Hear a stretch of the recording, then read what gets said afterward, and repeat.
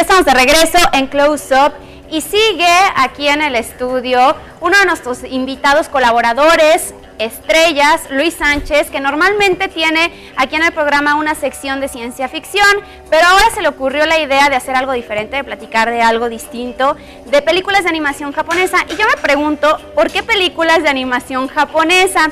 ¿Qué tanto se producen y qué tanto se consumen también en el mundo? Luis, ¿cómo estás? Hola, ¿qué tal? ¿Cómo estás, Dulce? Pues sí, vamos a hablar hoy de lo que es el anime, empezando por definirlo, empezando por hablar un poco de sus características principales y después algunas recomendaciones del género. ¿Cómo lo definirías? Pues empezando porque el anime es toda serie animada o película animada que tiene un estilo que no nada más es particular dentro del país de Japón, ya se ha extendido a otros lugares, pero tiene un origen en el cómic japonés que se denomina manga. Así es, y el manga es este género que bien podríamos decir que inaugura Osamu Tezuka, que es el creador de Astro Boy, que es el creador de muchas otras series, están otras como Black Jack y demás, que vaya, se convierte en el Walt Disney japonés. Okay. Entonces digamos que él tenía un estilo que imitaba mucho al de Occidente. Tenía ciertas reminiscencias de lo que eran las historietas de los años 40, tal vez, o de los años 20 en Estados Unidos, pero tienen este giro que tiene contenidos más acorde a la idiosincrasia japonesa. Ok, y se hicieron originalmente, ahora que tocas el tema, que tiene alguna relación o como podría ser el Walt Disney de Japón, ¿se hicieron originalmente para niños? No, qué bueno que lo dices. Así como el caso de Betty Boop, de Max Fleischer, sí. Betty Boop era un contenido totalmente para adultos. En Japón, por decir, la cantidad de violencia que había en las series, bueno, había mucho más tolerancia que en los Estados Unidos, así que las historias eran un poco más violentas. No eran para niños, pero sí hay historias que se separan por géneros como para adolescentes, adultos, e incluso hay géneros que separan el de las chicas y el de los chicos. Por ejemplo, hay manga que se denomina shonen, que es para jóvenes, digamos, y hay publicaciones que se especializan en ese tipo de contenido, que estamos hablando de Dragon Ball, en diferencia de Sailor Moon, y las de las chicas se denomina shoujo. Entonces, pues hay como muchas subcategorías dentro del género, pero vaya, estamos hablando de todo aquello que es más japonés que otra cosa, porque en su momento la industria japonesa crece porque en Estados Unidos son la mano de obra durante los años 70 tal vez, que series por ejemplo como los Thundercats, series como no sé, He-Man, todos esos estudios de animación tenían capital norteamericano, pero estaban realizados por manos japonesas. Ok, y se ha distribuido a lo largo del mundo, porque sí empezó en Japón, pero se fue yendo a diferentes partes y ahora es muy consumible. Exacto, de hecho es una polémica, ¿no? Porque habrá gente que dice no se puede hacer manga fuera de Japón. Y hay quien dice que sí, efectivamente el estilo puede variar, etcétera. Pero sobre todo cuando nos referimos al anime, creo que nos referimos a la cultura, que es la de los fans del anime, que es la de los otaku, claro. Que es como. Pero ya eso ya es un extremo también, ¿no? Era lo que estábamos platicando, que si se visten así, que andan por la vida como caracterizados todo el tiempo, como si estuvieran dentro del anime.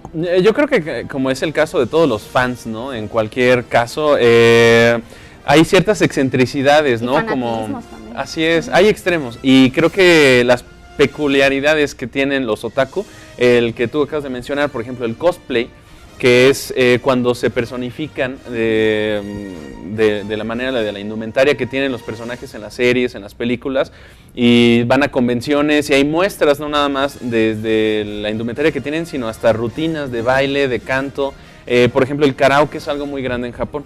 Entonces el karaoke de otakus, de series de televisión y películas de anime, se vuelve como toda una nueva categoría de ñoñez muy interesante. Entonces, categoría de ñoñez. Así es. Y bueno, yéndonos por el lado del cine, como hay diferentes tipos de películas, hay géneros de películas de anime. Así es. Okay, ¿cuáles serían? Por supuesto. Bueno, algunos ejemplos. Igual que en el caso del cine en general, te vas a topar con que hay películas de acción, hay películas románticas, hay películas de terror, y todas esas dentro de lo que el anime es, pues tienen sus propias particularidades. Entonces, algo como las películas de horror, existe en Japón una tradición del arte muy violento, que surge desde el grabado en el medievo, con Hokusai o con un grabador japonés que se llama Yoshitoshi, que hacía como su especie de alarma japonés, en el que narraban los actos de violencia, homicidios, violaciones y demás, y que esto después se traduce se lleva a la tradición japonesa actual, que es el eroguro, que es una especie de traducción al inglés, que es erotic gore. Entonces existe algo que es violencia extrema y mezclado con erotismo, y eso se ve en el manga como se ve en las películas de anime. Y entonces hay subgéneros todavía mucho más extraños y bizarros que podríamos mencionar, como películas de tentáculos y monstruos infernales y demás, como películas como Urotsuki Doji, que son películas infames, pero que tienen una historia muy particular. Digo, si podemos hablar un poco de eso sin que sea algo alarmante. Creo que no, ¿verdad? No hay ningún problema. No, señor productor, sí, puede seguir hablando. Bien, ok. Pues es una historia muy extraña, pero por decir, en el caso de Urotsuki Doji era un manga muy popular y en este entonces en Japón era prohibidísimo mostrar genitales. Todo lo que fuera genitales o vello púbico era algo imposible de mostrar, entonces más por cultura que en realidad por censura. Entonces algo que se les hizo más normal era mostrar, en lugar de genitales masculinos, tentáculos. Tentáculos. Entonces, órale, el tentacle rape porn es algo demasiado normal dentro de la cultura japonesa y del mercado japonés, pero que son ese tipo de excentricidades que son normales toparse dentro de esos subgéneros, ¿no? Entonces, hoy en día, algo como eso es, digamos, lo más extremo que podría existir, el eroguro. Pero hay cosas más normales, por ejemplo, si hablamos dentro de un ratito más de las recomendaciones fílmicas, como las de Ghibli, el estudio Ghibli, es un estudio que forma este director Hayao Miyazaki, o bueno, del cual forma parte Hayao Miyazaki, que ese sí es una especie de Walt Disney japonés, no tanto por la figura de Walt Disney, sino que sus producciones son para todo el público, son AA, AAA. Y bueno, no tienen una pizca de violencia, ¿no? Okay. Son un poco... De contenido sexual tampoco. No, tal vez insinuado, o sea, sí... Sí, porque en general se nota mucho dentro del anime, de alguna u otra forma, el erotismo, ¿no?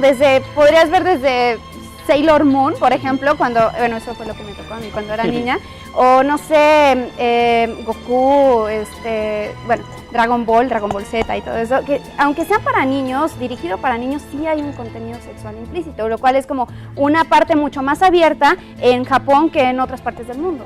Exacto. Mira, hay peculiaridades acerca del erotismo, ¿no? En cada país, pero en Japón el de la chica hipersexuada que aparenta ser como una adolescente o tal vez incluso una niña, ¿no? Que trae como una faldita muy corta, etcétera. Son cosas que allá a lo mejor lo verían con mucha normalidad porque los uniformes son diferentes. Así son. Ajá, digamos, algunos casos. Pero bueno, algo que nosotros veríamos como un choque, ¿no? Como con la cultura más tradicional digamos en América, ¿no? Pues sí pareciera que es como hasta incluso una perversión, ¿no? Pero es algo muy normal dentro de su cultura. O hay más tabús en torno a todo este contexto. Ahora que nos tenemos que ir a un corte comercial. Es que está muy buena la plática.